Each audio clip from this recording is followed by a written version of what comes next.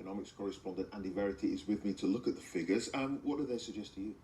Well, I mean, the first thing we have to say is these aren't independent, these are put out by the government, and it has a political agenda. Obviously, it wants to get the deal through. But what's interesting is the comparison that they're making. They're basically doing analysis, not forecasts, not saying this is what we think will happen, but this is what we reckon the hit to the economy will be under certain scenarios. So as you mentioned in your intro, just looking at the numbers, and by the way, these both assume no immigration from the EU.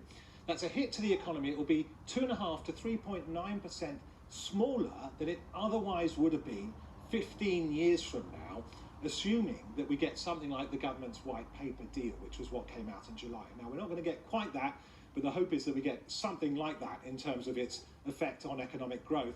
That works out at about £100 billion, roughly, of what the economy is worth now. Now, have a look at what they're saying we will get if there's no deal. As you mentioned, 9.3%. Now, that would be a massive hit to GDP, something north of £200 billion. It's like removing the output of the whole of Scotland from the UK economy. But while that does sound frightening, you have to bear in mind the broader numbers here. So that would be about 200 billion, but by that time, the economy would be worth about 2.5 trillion.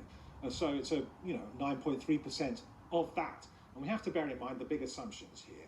No inflow of migrants at all under these assumptions from the EU. And it's all other things being equal. And we have to remember that what really affects the economy isn't just Brexit, it's everything else. So, it's how our industry is doing, it's how productivity is doing, and it's how the rest of the world's economy is doing. Sure, okay. Andy, many thanks. Andy Verity there.